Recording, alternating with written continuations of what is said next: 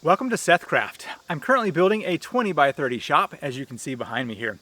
It's time to install the metal roofing.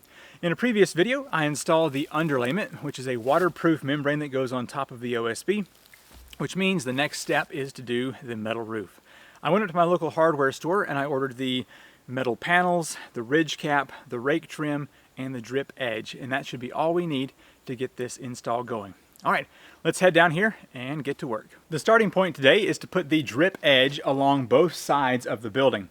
This is a metal channel that will go on top of the roof like this right here. So if water ever were to get to this point, it would roll to this edge and fall off. If it ever fell into this channel down here, it would hit this edge and fall off. And it's just supposed to keep any rain that ever gets to this away from your fascia and walls. So let's go ahead and step up on the ladder and install this. I'm going to be using some roofing nails every 2 or 3 feet just to hold this in place, because whenever I use my metal screws for the roof, it will go through here as well and lock it down nice and tight. So, all right, let's head up here and get this drip edge installed. If you're going to put drip edge on the gable end, it goes on top of your felt or underlayment. I'm only going to be putting it here on the edge of the building, which means I need to lift up the underlayment, set that down right here, and then nail it into place. And then this will go back over it, and I can cut it off so that it is overlapping, but not too far like it is right there. So, all right, let's go ahead and do that. Now, the camera I've got, I don't really trust to put too close up here with the tripod, but we'll see what I can do here. All right, if this camera rolls off the roof, you'll probably see a grown man cry. I've already dropped this camera once on this project, so hopefully it doesn't happen again. All right, so I've got my drip edge, and I'm going to place this underneath the underlayment or felt paper here. And that's going to go all the way to the edge. Running really short or low on roofing nails, so I'm going to just kind of put a few in here to keep it in place. Doesn't look like much, but if rain ever were to get to that, it would help to push it away from the building here. So it's going to be the same thing across the entire length of the building. Now, I did order 11 foot pieces, and so I'll have a small bit of overlap, and then it will reach out to the other end and have full coverage on the 32 feet that I've got. So I've got the last piece for this side here. As you can see, it will overlap just like this, and that will just provide full coverage.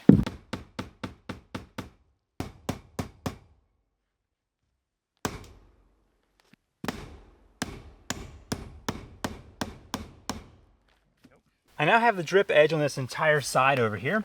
Anywhere that my felt paper or underlayment sticks over the edge of that, I'm going to trim it back just a little bit. So basically I want to have this land somewhere on that drip edge. So like for instance, if I cut right here,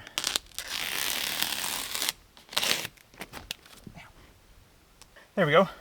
So it won't be seen from down below, but it will still cover that, especially whenever the metal goes on top of it. Now that I have the drip edge on this far side over here, it's time to get the metal sheets installed. So I'm going to take my tape measure and place it at the end of that drip edge down there. And then right here on the ridge of the building is 142.5 inch. And so I've got a 12-foot piece of metal, so I've got a couple inches there to work with. So I'm going to make a chalk line at 140 inches all the way across this roof, and that's where the metal is going to stop at. And that will give me enough room here for my vent that I'm going to put in on my ridge. So 140 is our mark to do our chalk line. I've marked right here at 140 inches. You have something for this chalk line to hold on to here. All right, I stretch out my chalk line and get this snapped into place.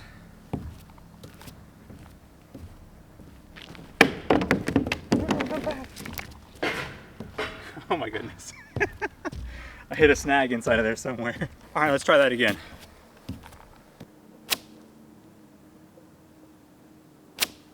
Okay, that worked out pretty good.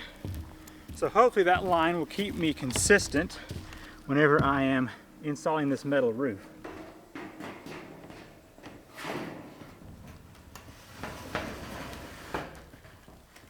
Thankfully, this stuff is lighter than OSB. I've got to carry up 22 sheets of this. When you look at this corrugated metal, there are two different sides. This side right here is meant to be the one that overlaps, and this side over here is the one that's meant to be overlapped upon. So there is an extra little piece of metal sticking out like a tail on that side, and that will be where this piece goes over on the next one. So I actually want to turn this sheet around here so that that side over there will be facing this way.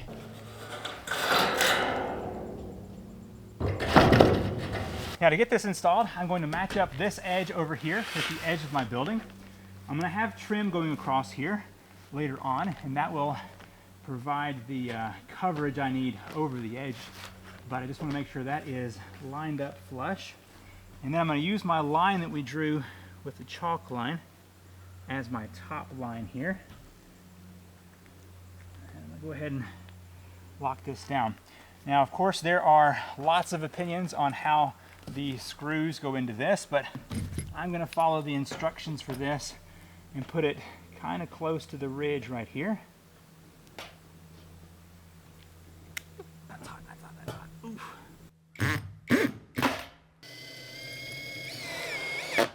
All right, I'm going to trust that our chalk line is what we need to make this good across the entire length of the building. If not, we may have some variation at the bottom, but you know what? It's going to be okay. I'm not building a house here. All right, I'm going to step down about 2 feet away here and put in another set of these screws, trying to keep the screw as straight parallel with the metal as I can. I've got this set on 19 to see if that will drive that washer to be somewhat flat, but not too flat and then not too loose.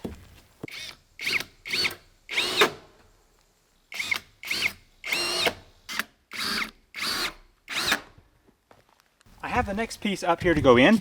So here's that little tail piece I was referring to earlier. So that needs to be facing out this way. And so the new piece will simply slide over that one. Just like this right here. And just like before, I'm going to match up my chalk line all the way across here. Make sure this piece is right where it needs to be. So the first piece I put 18 in because when the gable end trim goes on, I'll have another screw over there. And then so this one, I'll have probably 22 or so in here. I'll have to see how it works out.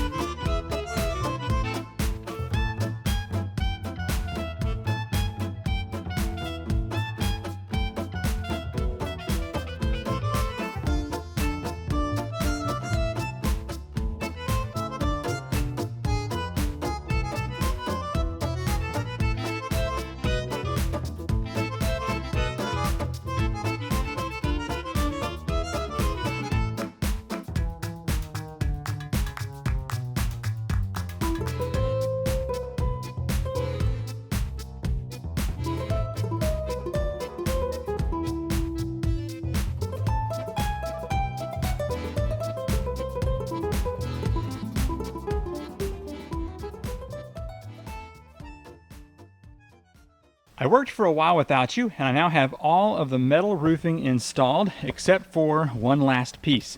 And it is a piece that needs to be cut down to put into place. So I've got my tape measure up here.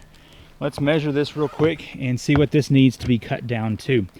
Now, whenever I was installing my metal, I got to about right here one day, and then it started to rain, and it washed my chalk line away. And so I actually started getting off center just a little bit there, and so we may have a difference between here and the end of the building and then down here in the end of the building by, oh, I don't know, quarter inch or so.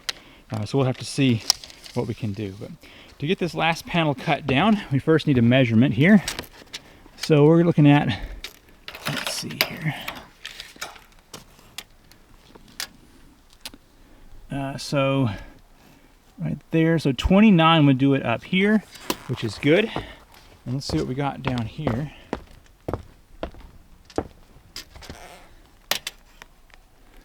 It's a little more than 29. So let me figure out what I need to cut this at, and then we will head down and cut our last piece to fit here.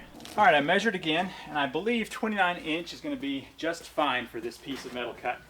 So there are multiple ways you can cut metal like this, but I have found the tool that works best for me is the angle grinder. So I've got a power station down here with an angle grinder connected. Okay, this end here is going to be cut off. I need to save that end over there. So we will measure from there over to this side. Okay, 29 inches. And I'm going to mark 29 inches across the way here, and then use my straight edge to transfer that line all the way across. I've got safety goggles on, and I've also got this shield because this angle grinder will toss up a lot of metal chips here. And so I just want to keep that away from my face. I've got a metal cutoff wheel here on this angle grinder. I'm going to follow my line along here and cut this out.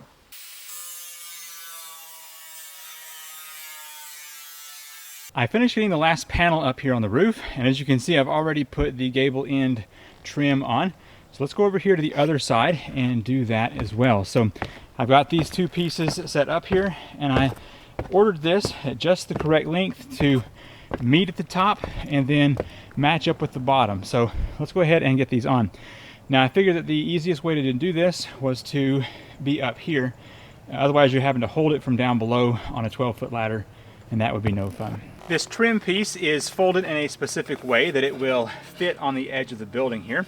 So it's got a 90 here on this seam, and then the edges are bent so that they will go over the lip here of this metal roof rib. So essentially I just set it down here, and it will fit snugly right here.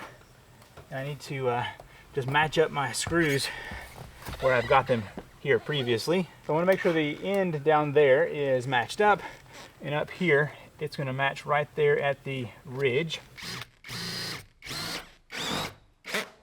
Way better than trying to hold this from on a ladder, that's for sure.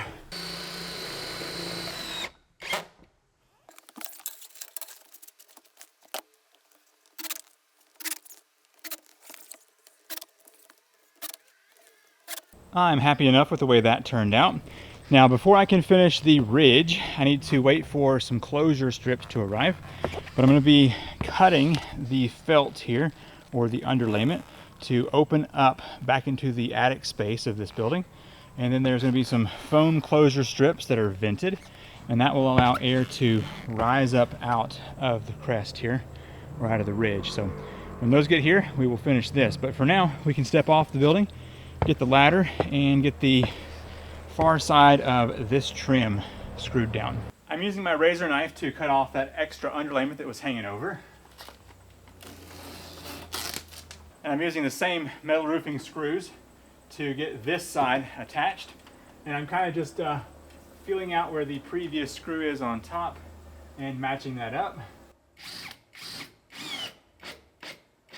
The last stage to install this metal roof is to put the ridge cap on. So I've got my underlayment, which goes over the top of the building. I need to cut that open, and I'm actually going to take my circular saw and make a little bit bigger of a gap up there on the OSB to let more of the air pass through. Now, I've purchased this product called Vista Vent.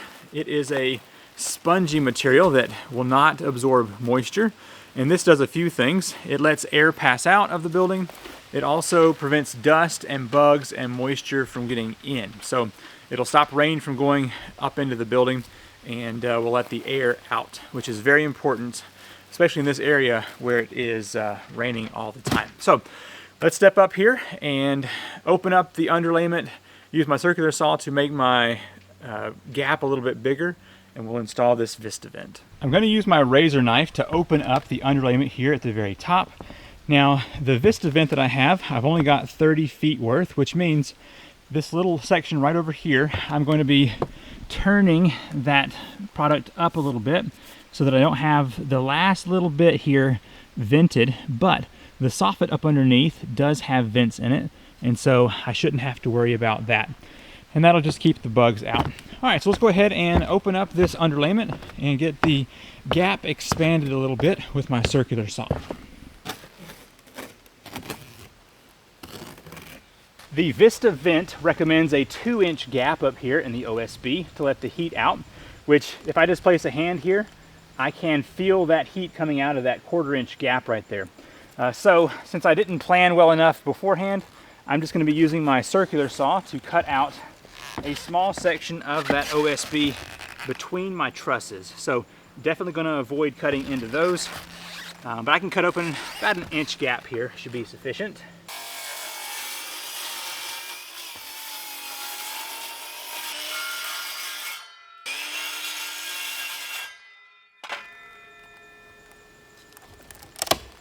There we go.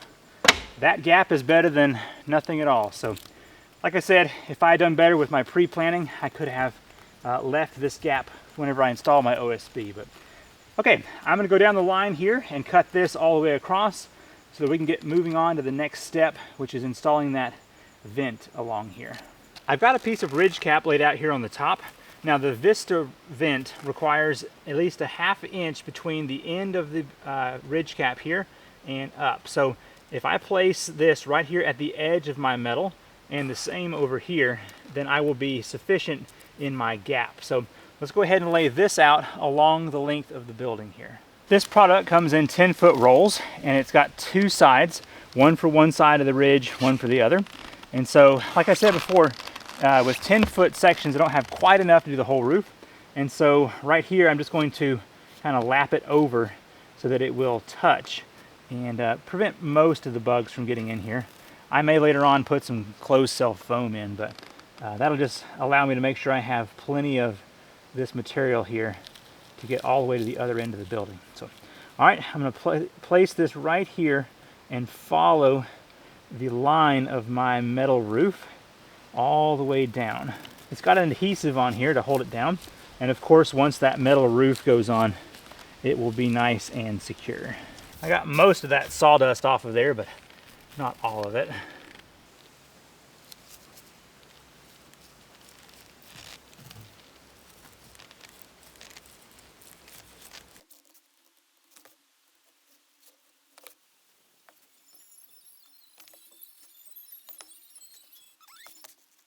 I have the Vista Vent button down here, so now it's time to get the ridge cap on. So I'm going to just place this right here on the very crest of the building, and then I'm going to make sure that this side over here has a small overlap, and I'm going to use the same metal roofing screws as before to get this put down here. Hello. Oh no, it's going to tangle that up under there. That's no good. It'll probably do that on every single one of them. Interesting. All right, let me see what I can do here. Okay, I think I'm going to press that down really hard when I put the screw in so it doesn't twist up that material into there. Okay, yeah, that's going to work. As long as I move in there pretty quick, I think I'll be able to get those screws in without that twisting up.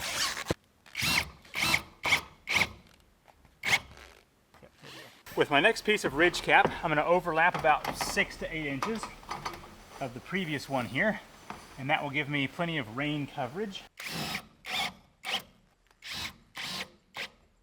Okay, I just finished getting the ridge cap installed here. Like I was saying before, you can see the gaps on this side, but won't be able to see it from the house side, which is going to be nice. I may come back and put a few more screws. Currently I've got them in every other of these ribs, which is still sufficient, but if I've got extra screws, I will put them in there. The one last task I need to perform is every time there is a seam, let's see, here's a seam right here. So one piece of metal goes onto the other. I'm gonna go down here every couple of feet and put a screw in that to hold it together. And I'll have to do that on each time there's a seam along here on both sides of these. For example, there's a seam right here. So I'm just going to step down to about this spot right here Let's go about midway here. Put a screw in. Right there on the ridge, just to hold that together. We'll step down here and do that again. All right, that concludes the install of the metal roofing here on my 20 by 30 studio space or workshop. If you've enjoyed the video, be sure to hit that thumbs up button and leave me some comments down below on the things that you would have changed or done differently, or if this is exactly how you would have installed a roof. I'm Seth with the SethCraft Workshop, and I will see you in the next video. Bye.